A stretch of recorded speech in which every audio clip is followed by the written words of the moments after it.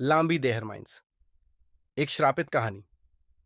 लांबी there mines Mussoorie के पास स्थित एक छोड़ी हुई चूना पत्थर की खदान है जो अपनी खौफनाक कहानियों और रहस्यमयी घटनाओं के लिए प्रसिद्ध है।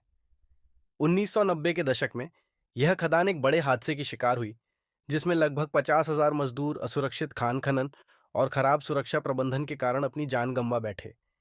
इस त्रासदी के बाद खदान को बंद कर दिया गया, लेकिन स्थानीय लोगों और यात्रियों ने रात के समय अजीबोगरीब आवाजों, रहस्यमयी रोशनी और परछाइयों के दिखने की शिकायत की है। कुछ लोगों का मानना है कि उन्होंने चीखों और कराहों की आवाजें सुनी हैं, जिन्हें उन मजदूरों की आत्माओं से जोड़ा जाता है। लांबी देहर माइंस मसूरी के मॉल रोड से लगभग 10 किलोमीटर दूर स्थित है। यह जगह अब वीरान पड़ी है, जहां सिर्फ झाड़ियां और जर्जर इमारतें बची हैं, जो इसके खौफनाक अतीत की याद दिलाती हैं। अगर आप भूतिया और पैरानॉर्मल घटनाओं में रुचि रखते हैं, तो यह जगह आपके लिए देखने लायक हो सकती है, लेकिन स्थानीय लोग रात के समय यहां जाने से मना करते हैं। अब सुनिए रवि की आप बीती। रवि और उसके दोस्तों ने सुना था कि लांबी देहर एक भूतिया जगह है, लेकिन वे इसे महज अफवाह मानते थे।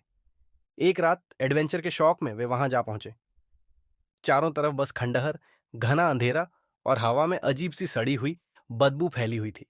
जैसे ही रवि ने अंदर कदम रखा, एक ठंडी लहर उसके शरीर से गुजर गई। उसके दोस्त हंसने लगे, लेकिन सभी के चेहरों पर डर का हल्का सा एहसास था। तभी अचानक एक आवाज आई, जैसे कोई धीरे धीरे चल रहा हो। कौन है? रवि ने जोर से पूछा। अचानक हवा तेज हो गई, एक पुरानी खिड़की जोर से बंद हुई और एक डरावनी चीख पूरी रात की खामोशी को चीर गई। यह सिर्फ किसी औरत की चीख नहीं थी, यह दर्द, गुस्से और बदले की चीख थी। तभी उसका दोस्त अमन जोर से चिल्लाया, मुझे कोई खींच रहा है। उसकी शर्ट पर खून के निशान उभर आए, जैसे किसी ने नुकीले पंजों से हमला किया हो। सभी डर के मारे भागने लगे, लेकिन दरवाजा खुद ब खुद बंद हो चुका था। अचानक एक काला साया धीरे धीरे उनके सामने आने लगा। उसकी आंखों में सिर्फ नफरत थी। तुम लोगों को यहां नहीं आना चाहिए था। एक भारी भरकम गूंजती हुई डरावनी आवाज गूंज उठी। धीरे धीरे उनके चारों तरफ परछाइयां मंडराने लगीं। ऐसा लग रहा था जैसे हजारों आत्माएं एक साथ चीख रही हों। तभी रवि ने देखा एक औरत, जिसका चेहरा पिघली हुई हड्डियों जैसा लग रहा था। रवि ने हिम्मत जुटाई, एक पत्थर उठाया और दरवाजे को तोड़ दिया।